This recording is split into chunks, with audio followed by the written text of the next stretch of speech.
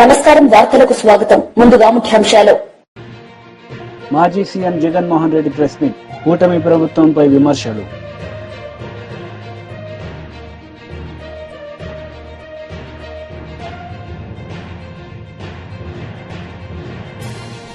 మాజీ మంత్రి Harish Rao press meet, CM Revanth రెడ్డిపై ఫైర్.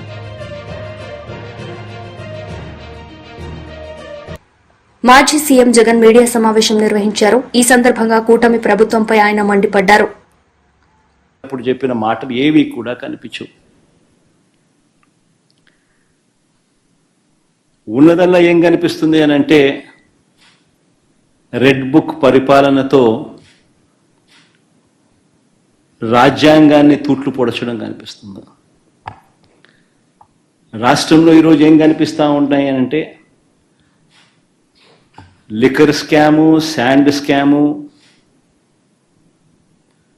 దగ్గర నుంచి మొదలు పెడితే ప్రతి నియోజకవర్గంలో ప్యాకెట్ క్లబ్బులు, ప్రతి నియోజకవర్గంలోనూ మాఫియాలు. ఏ నియోజకవర్గంలో ఈరోజు ఏ మైనింగ్ యాక్టివిటీ చేయాలన్నా, ఏ పరిశ్రమ నడపాలన్నా ఈరోజు ఎమ్మెల్యేలకు ఇంత, చంద్రబాబుకి ఇంత అని కలెక్షన్ మెకానిజంతో ఒక మాఫియా సామ్రాజ్యం నడుస్తూ ఉంది. ఈరోజు ఒకవైపున అన్ని రకాలుగా రాష్ట్రం వెనకడుగులు వేస్తూ ఉంటే, తిరోగమనంలో రాష్ట్రం ఉంటే, మరోవైపున మనం తీసుకొచ్చిన సంస్కరణలు ఈరోజు కళ్ళ ఎదుటే నీరు గారిపోతా ఉన్న పరిస్థితులు ఈరోజు కనిపిస్తూ ఉన్నాయి. ఎప్పుడూ కూడా రాష్ట్రంలో జరగని విప్లవాత్మక మార్పులు తీసుకురాగలిగాం. ఇంతకుముందు సాధ్యమేనా ఇలాంటి మార్పులు అని అనిపించే పరిస్థితి నుంచి ఇలాంటి గొప్ప మార్పులు సాధ్యము అని చెప్పి చేసి చూపించగలిగాం. మేము తీసుకొచ్చిన ప్రతి మార్పు కూడా నా 3648 కిలోమీటర్ల పాదయాత్రలో చూసిన కష్టాలను, తెలుసుకున్న విషయాలను, వాటికి సొల్యూషన్స్ ఇచ్చే విధంగా మా ప్రభుత్వంలో ప్రతి అడుగు కూడా మేము సొల్యూషన్స్ ఇచ్చే విధంగానే అడుగులు వేశాం. ఆ సొల్యూషన్స్ ఇచ్చే క్రమంలో ప్రతి రంగంలోనూ ఒక రెవల్యూషన్ తీసుకురాగలిగాం. ఆ సొల్యూషన్స్ ఇచ్చే క్రమంలో ఇది సాధ్యం అవుతుందా అనే పరిస్థితి నుంచి సాధ్యం చేసి చూపించగలిగాం. ఎప్పుడు ఊహించని మార్పులు తీసుకురాగలిగాం. డెలివరీ మెకానిజంలో లంచాలు లేకుండా, వివక్ష లేకుండా అసలు గ్రామాలలో ఏదైనా ప్రభుత్వ పథకాలు ఇవ్వగలుగుతామా, ఇవ్వడం సాధ్యమేనా అని అనిపించే పరిస్థితి నుంచి లేదు, ఇది సాధ్యమే అని చెప్పి గ్రామ స్వరాజ్యాన్ని తీసుకొచ్చాం.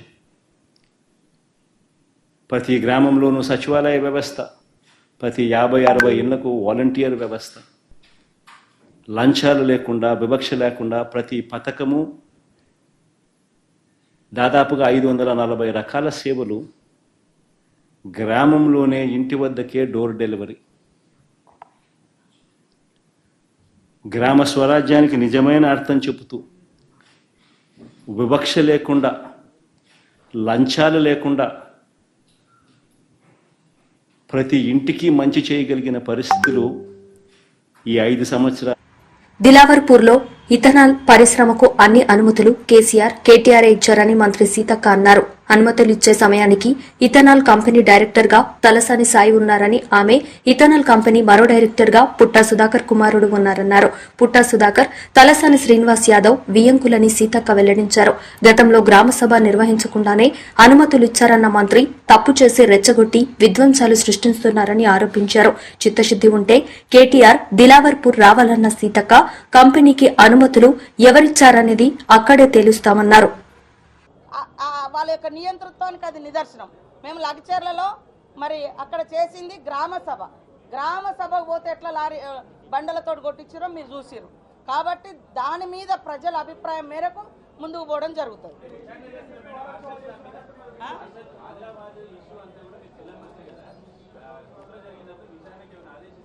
ఏదేది నిన్నటిదా విత్తనాల కంపెనీ ఫుడ్ పాయిజన్ ఆ విషయంలో నేను అనలేదు. నిరంతరం జరిగే వాటి వెనుక కొన్ని మాకు డౌట్స్ ఉన్నాయి. వాటి అన్నింటి కూడా కులంకుషంగా ఎంక్వైరీ చేస్తాం, విచారణలు కూడా సాగిస్తాం, రిపోర్ట్స్ అన్ని కూడా తెప్పించుకుంటా ఉన్నాం. వాళ్ళు ఏం చేసిర్రు మేము చేసినాం. రైతులకు 18,000 కోట్ల రుణమాఫీ చేసినాము. సన్న ఓట్లకు ఇప్పుడు 500 ఇస్తున్నాము. మహిళలకు అందరికీ ఫ్రీ బస్ ఇస్తున్నాము. 200 యూనిట్ల కరెంట్ ఇచ్చినాము. 500కే గ్యాస్ సిలిండర్ ఇస్తున్నాము. ఇందిరమ్మ ఇళ్లకు ఆల్రెడీ నిర్మాణానికి కమిటీలు వేసుకున్నాము. ఇట్లా మరి 53,000 1 ఇయర్ కాకముందే 53,000 మందికి నిరుద్యోగులకు ఉద్యోగాలు ఇచ్చినాము. మీరు 10 ఏళ్లల్లా పట్టుమని 1,00,000 మందికి కూడా ఉద్యోగాలు ఇవ్వలేదు. పేదోడు ఎక్కిపోయేటువంటి బస్సుల రేట్లు పెంచిర్రు. పేదింటి బిడ్డకు డైరెక్ట్గా కరెంటు ఛార్జీలు పెంచిర్రు. ఇవాళ మేము సంబరాలు చేస్తే తప్పు. మీరు దావతులు ఇచ్చి చెరువు గట్ల మీద మేకలు పోయండి అలాయ్ బలాయ్, అది కాదు మేము చేసేది. మేము చేసిన ప్రగతి చెప్పుకుంటున్నాం. చేయాల్సినటువంటి విషయాలను కూడా పబ్లిక్తో డిస్కస్ చేస్తున్నాం. తద్వారా రైతులకు కానీ, మహిళలకు కానీ, యువతకు కానీ ఒక హోప్, నమ్మకం ఇస్తూ ప్రగతి పదంలో నడవడం కోసం ప్రజల యొక్క సహకారాన్ని తీసుకుంటూ ఈ సభలు నిర్వహించుకోవడం జరుగుతుంది. కానీ వాళ్ళ లెక్క మేకను కొద్దాం, అలాయ్ బలాయ్ దిద్దాం, ఇంకేదో అక్కడెక్కడ ఫంక్షన్లు చేద్దామని మేము చేయట్లేదు. ప్రగతి పదంగా మా ప్రభుత్వము ఈ యొక్క సభలను నిర్వహిస్తూ ఉంది. అందరూ సహకరించాలని కోరుతాము. నిన్న మొన్న ఆదిలాబాద్ జిల్లాలోనే, ఉమ్మడి ఆదిలాబాద్ జిల్లా, ముఖ్యంగా నూతన నిర్మల్ జిల్లాలోనే దిలావర్పూర్, అదేవిధంగా గుండాల గ్రామాల మధ్య ఏర్పాటుకు పర్మిషన్ ఇచ్చినటువంటి బీఆర్ఎస్ ప్రభుత్వ ఆనాటి విధానాలే ఈరోజు మరి అక్కడ నిర్మల్లో జరిగినటువంటి ఘటన.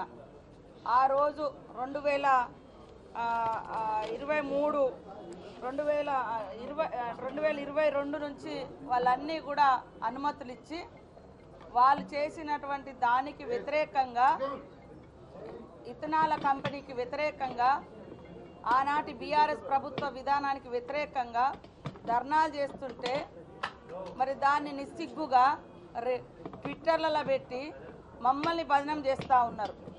ఇలా కంపెనీకి పర్మిషన్ ఇచ్చింది ఆనాటి బీఆర్ఎస్ ప్రభుత్వము, బీజేపీ ప్రభుత్వం. కనీసం గ్రామ సభలు కూడా నిర్వహించకుండా ఇండస్ట్రియల్ మినిస్టర్గా ఉన్నటువంటి కేటీఆర్ గారు మరి బీజేపీ ప్రభుత్వాన్ని, అదేవిధంగా ఇక్కడ కేసీఆర్ గారు సంతకాలను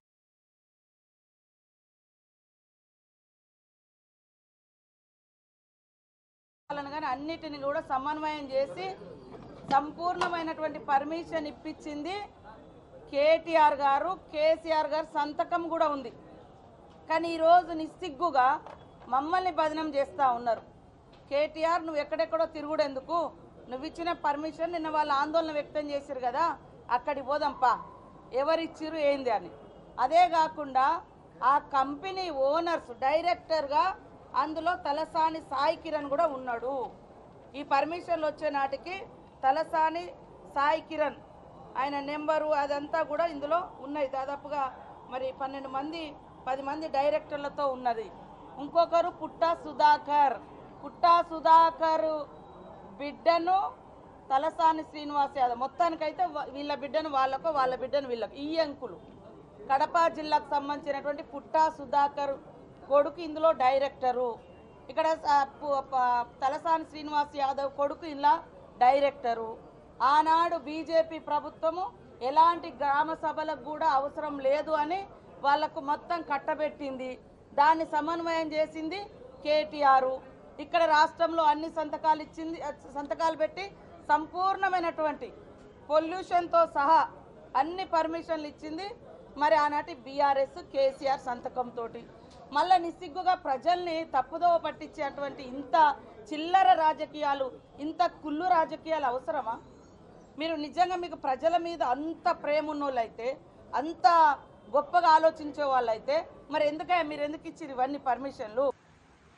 దిలావర్పూర్లో ఏర్పాటు చేయతలపెట్టిన ఇథనాల్ పరిశ్రమకు తమ కుటుంబానికి ఎటువంటి సంబంధం లేదని మాజీ మంత్రి బీఆర్ఎస్ సీనియర్ నేత తలసాని శ్రీనివాస్ యాదవ్ స్పష్టం చేశారు. బాధ్యతలు కలిగిన వ్యక్తులు ఆధారాలు లేకుండా వ్యాఖ్యలు చేయడం సరికాదంటూ హితవు పలికారు. తెలంగాణ భవన్లో మీడియా సమావేశంలో మాట్లాడిన తలసాని ప్రధాన ప్రతిపక్షంగా రైతుల పక్షాన పోరాడతామని తెలిపారు. న్యాయపరంగా ఎదుర్కొంటామని తలసాని స్పష్టం చేశారు.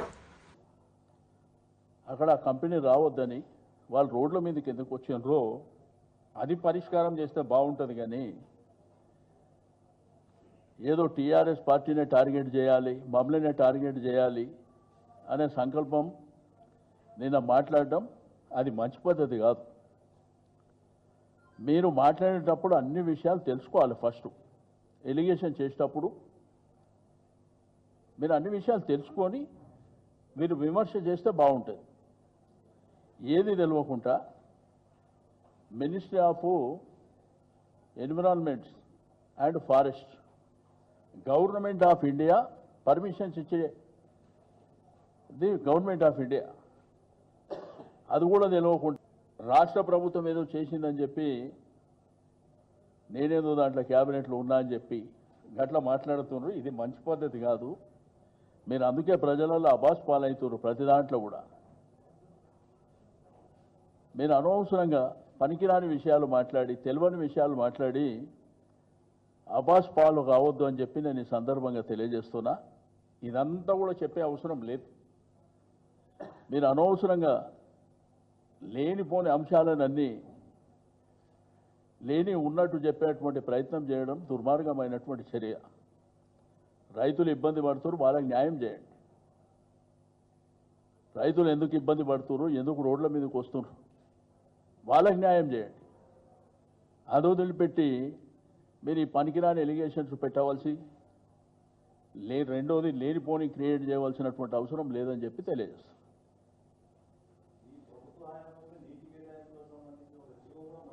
నేనేమంటే దాని డెప్త్కి వెళ్తే నేను అప్పుడు ఆ కన్సల్ట్ మినిస్టర్ కాదు. ఒకటి నేను డెప్త్కి వెళ్తే చాలా సబ్జెక్టు చెప్తా. ఇప్పుడు ఆ రోజుల్లో సింగిల్ విండో అని పెట్టింది గవర్నమెంట్. పర్మిషన్ ఇచ్చేదేమో గవర్నమెంట్ ఆఫ్ ఇండియా, ఇక్కడనేమో సింగిల్ విండో పెట్టారు. ఆ అప్రూవల్ అనేది సింగిల్ విండోలో పోతాయి. అది తెలుసుకుంటే మంచిగా ఉంటుంది. ఇక నాకు సంబంధం లేనిది ఇంకా నేను డెప్త్కి వెళ్ళి ఇంకా డీటెయిల్గా చెప్పవలసిన అవసరం లేదని నేను అది వదిలేస్తున్నా.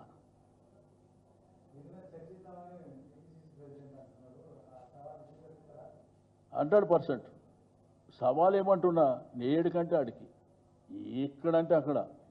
నేనేమంటున్నా, ఒకవేళ నిజంగా సంబంధం ఉంటే నేను రాసిచ్చేస్తా అంటున్నా కదా. మీరు డాక్యుమెంట్ ఏమన్నా రెడీ ఉంటే తెచ్చుకోండి, రాసిచ్చేస్తా అని చెప్తున్నా.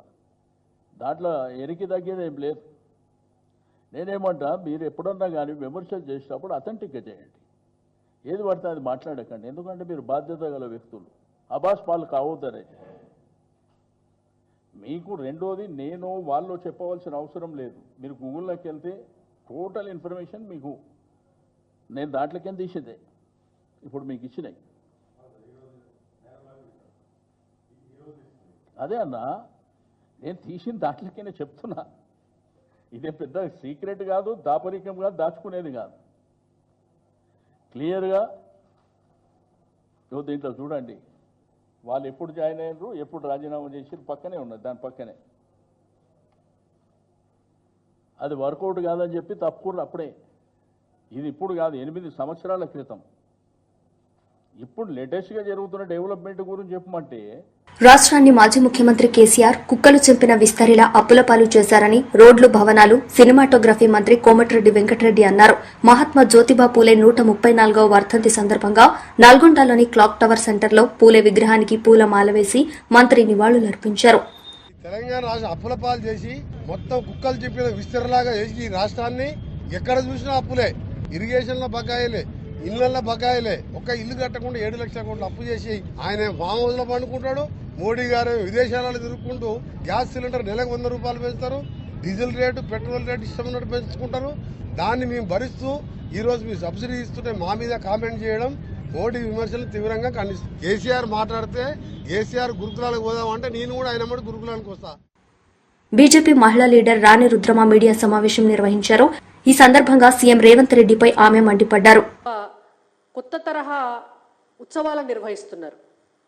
అంటే ఏం చేయకుండానే సంబరాలు చేసుకోవటం అన్నమాట. విజయోత్సవాల పేరుతోటి రేవంత్ రెడ్డి గారి ప్రభుత్వం చేస్తున్నటువంటి ఉత్సవాలను వాళ్ళు రైతులను మోసం చేసినటువంటి మోసాల ఉత్సవాలుగా చేసుకోవాలి. ఒక 2 సంవత్సరాల క్రితం వరంగల్లో రైతు డిక్లరేషన్ పేరుతోటి ఆనాడు ప్రతిపక్షంలో ఉన్నటువంటి కాంగ్రెస్ పార్టీ, పిసిసి అధ్యక్షుడి స్థానంలో ఉన్నటువంటి రేవంత్ రెడ్డి గారి అధ్యక్షతన రాహుల్ గాంధీ గారు ముఖ్య అతిథిగా రైతు సంఘర్షణ సభ పేరుతోటి ఒక సభ పెట్టి తెలంగాణ రాష్ట్రంలో ఉన్నటువంటి రైతులందరినీ కూడా నయవంచన చేసి మోసం చేసి రైతు డిక్లరేషన్ పేరుతోటి ఒక 9 హామీలనిచ్చి రైతుల తోటి ఓట్లేయించుకొని అధికారంలోకి వచ్చి సంవత్సర కాలంగా ఒక్క హామీ కూడా నెరవేర్చకుండా ఇవాళ 3 రోజుల పాటు ఉత్సవాలు నిర్వహిస్తున్నారు. మరి ఈ విజయోత్సవాలు ఎవరి కోసం? ఎందుకంటే తెలంగాణలో ఒక సామెత చెప్తుండరు, ఎద్దేడ్చిన యవశం రైతేడ్చిన రాజ్యం బాగుపడదు అని. ఇవాళ తెలంగాణలో వ్యవసాయం చేస్తున్నటువంటి రైతులు 6 గాలం తిప్పలబడి దుక్కి దున్ని ఇత్తనాలేసి పంట పండించి ఆ పంటను అమ్ముకొని కూడా సరైనటువంటి మద్దతు ధర రాక, బోనస్ అందక, కొనుగోలు కేంద్రాలు లేక, వీళ్ళు ఇచ్చినటువంటి హామీలేవి నెరవేరక ఇవాళ అయ్యో రామచంద్ర అని చెప్పి గోసపడుతుంటే కాంగ్రెస్ పార్టీలో ఉన్నటువంటి కాంగ్రెస్ పార్టీ నాయకులు, ప్రభుత్వంలో ఉన్నటువంటి వివిధ హోదాలలో ఉన్నటువంటి నాయకులంతా కలిసి విజయోత్సవాలు మాత్రం చేసుకుంటున్నారు. మేము ఒకటే డిమాండ్ చేస్తున్నాం రేవంత్ రెడ్డి గారి ప్రభుత్వాన్ని, మీకు కొంచెమన్నా సిగ్గు ఉంటే, కొంచెమన్నా 2 సంవత్సరాల క్రితం ఏ రాహుల్ గాంధీ గారిని అయితే తీసుకొచ్చి వరంగల్లో రైతు డిక్లరేషన్ చేయించినారో ఇవాళ మళ్ళా అదే రాహుల్ గాంధీ గారిని తీసుకొచ్చి వారితోటి తెలంగాణ రాష్ట్ర రైతులందరికీ కూడా క్షమాపణ చెప్పించి మీరు విజయోత్సవాలు తప్పుడు కేసులపై భయపడేది లేదని, ఆ బాలికకు న్యాయం జరగాలన్నదే మా ఆకాంక్ష అని వైఎస్ఆర్సీపీ పార్టీ రాష్ట్ర ప్రధాన కార్యదర్శి చెవిరెడ్డి భాస్కర్ రెడ్డి స్పష్టం చేశారు. తిరుపతి పోలీసులు తనపై నమోదు చేసిన తప్పుడు కేసులపై న్యాయ పోరాటానికి సిద్దంగా ఉన్నట్లు ఆయన ప్రకటించారు. తన ప్రతిష్టను భంగం కలిగించేలా పోక్సో, ఎస్సీ ఎస్టీ, ఐటీ యాక్ట్లతో 11 సెక్షన్లతో కేసు నమోదు చేశారని ఆయన తెలిపారు. అందుకు బాధ్యులైన పోలీసు అధికారులపై పరువు నష్టం దావా వేస్తానని వెల్లడించారు. తిరుపతి ఎస్పీ, అడిషనల్ ఎస్పీలు కావాలని తనపై నమోదు చేసిన కేసులను కోర్టులో సవాల్ చేస్తానని చెప్పారు. బుధవారం వైఎస్ఆర్సీపీ కేంద్ర కార్యాలయంలో పార్టీ రాష్ట్ర ప్రధాన కార్యదర్శి చెవిరెడ్డి భాస్కర్ రెడ్డి మీడియాతో మాట్లాడారు. ఏంది ఎందుకు పోక్సో కేసు పెట్టారు, ఏం చేశారని ఒక ఆలోచన, ఒక బురద జల్లి కడుక్కోమని చెప్పేటటువంటి ప్రయత్నంలో వాళ్ళు నిజంగా కూడా ఈ కార్యక్రమం చేపట్టారని తెలియజేస్తున్నా.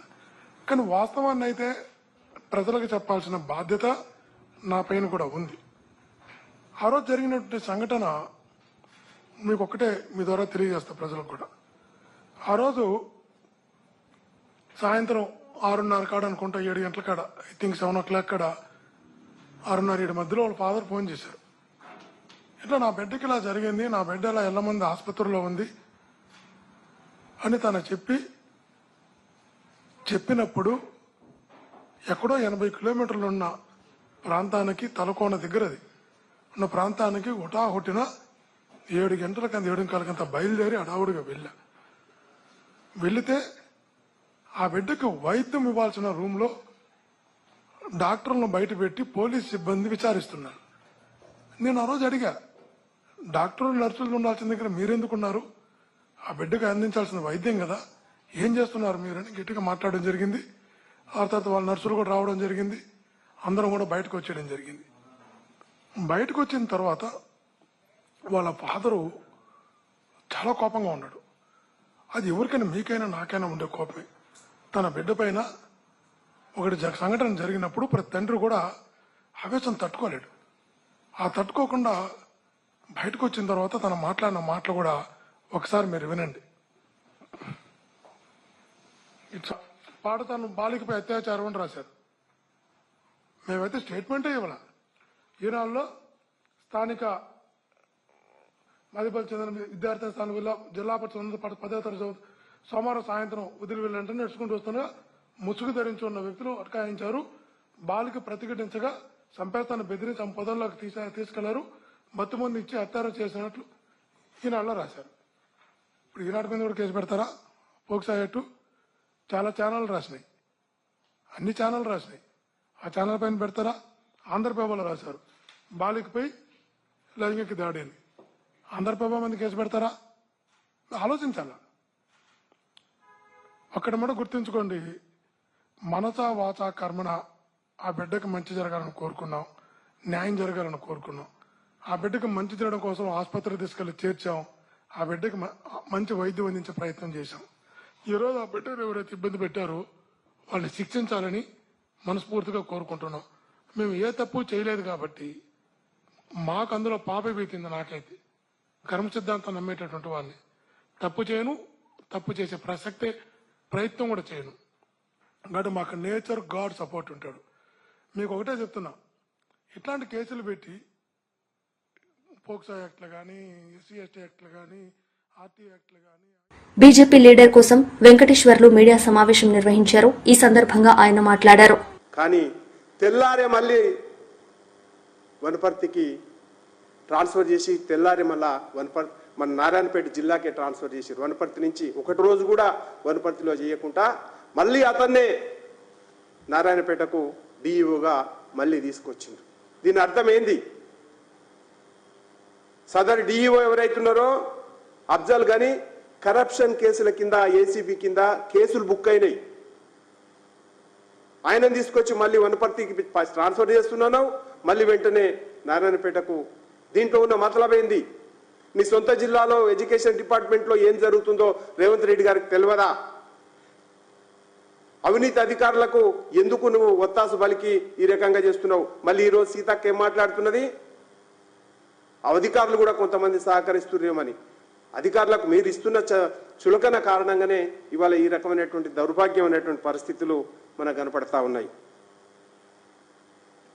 తర్వాత విద్యా కమిషన్ సోకాళ్ళు పెద్ద మనుషులు ప్రొఫెసర్లు ఇలా గవర్నమెంట్లో పెత్తనం చేస్తున్న వాళ్ళు విద్యావేత్తలుగా సెల్ఫ్ డిక్లేర్డ్ విద్యావేత్తలు ఆకునూరు మురళి, కోదండరాం ప్రొఫెసర్, పిఎల్ విశ్వేశ్వరరావు ఎందుకు స్పందిస్తలేరు? ఈ విద్యా వ్యవస్థ మీద ఆగమైపోతుంటే, చిన్నపిల్లలు చనిపోతూ ఉంటే, ఆసుపత్రుల పాలు పడతా ఉంటే ఎందుకు స్పందిస్తలేరు?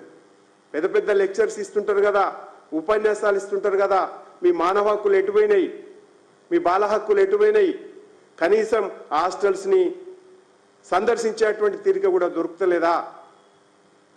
గొప్ప గొప్ప మాటలు మాట్లాడి అధికారం కుర్చీలు రాగానే తాబేదారులుగా ఎందుకు మారిపోయారని చెప్పేసి మేము అడగదలుచుకున్నాం.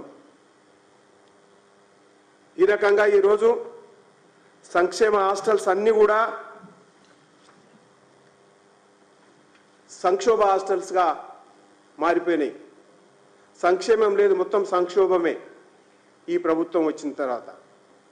అంతకుముందుకున్నటువంటి ప్రభుత్వం కేసీఆర్ గారు మూసీ ప్రాజెక్టుపై రాష్ట ప్రభుత్వం వాస్తవాలు దాచిపెడుతుందని మాజీ మంత్రి హరీష్ రావు ఆరోపించారు. తెలంగాణ భవన్లో మీడియాతో మాట్లాడిన హరీష్ రావు మూసీ అంశంలో పార్లమెంటును రాష్ట ప్రభుత్వం తప్పుదోవ పట్టించారని ఆగ్రహం వ్యక్తం చేశారు. 2013 భూసేకరణ చట్టాన్ని అమలు చేస్తున్నట్టు పార్లమెంటుకు చెప్పి కేసీఆర్ కట్టిన 2 పడకల ఇళ్లలోకి నెట్టివేశారని ధ్వజమెత్తారు. మూసీ బాధితులకు న్యాయం జరిగేలా అసెంబ్లీలో పోరాడతామని హరీష్ రావు స్పష్టం చేశారు. ఏదైనా ఒక ప్రాజెక్టు చేపట్టినప్పుడు ఫస్ట్ ఐడెంటిఫికేషన్ ఆఫ్ బెనిఫిషరీస్, ఎవరైతే నష్టపోతున్నటువంటి కుటుంబాలు ఉన్నాయో వారిని గుర్తించాలి, వారందరినీ కూడా గుర్తించాలి.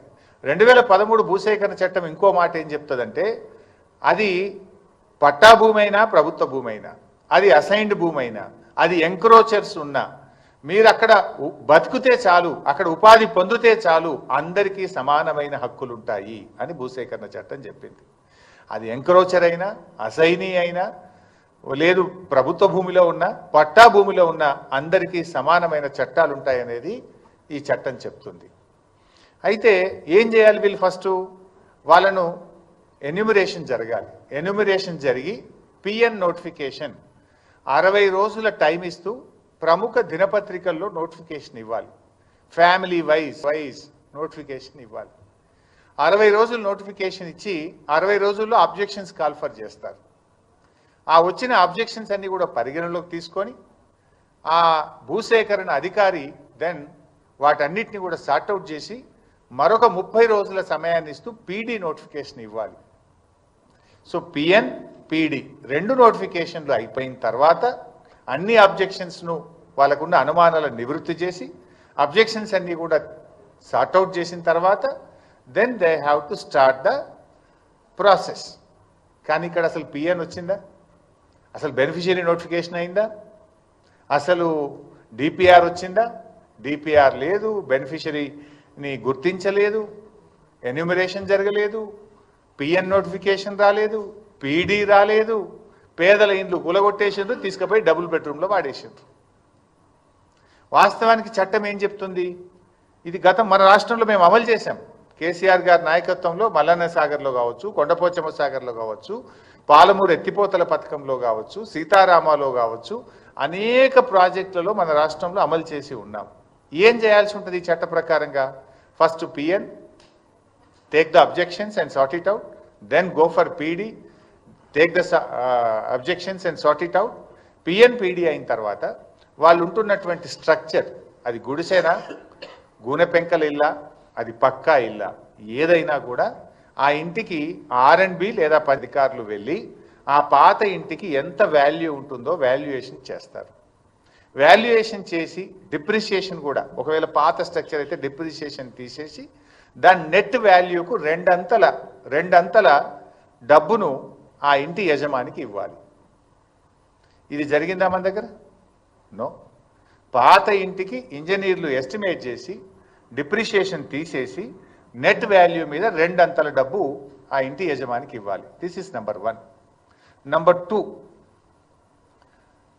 వేజ్ లాస్, అంటే వాళ్ళు ఉపాధి కోల్పోతారు. నిజంగా మూసీలో వార్తలు ముగించే ముందు ముఖ్యాంశాలు మరోసారి. మాజీ CM Jaganmohan Reddy press meet, కూటమి ప్రభుత్వంపై విమర్శలు.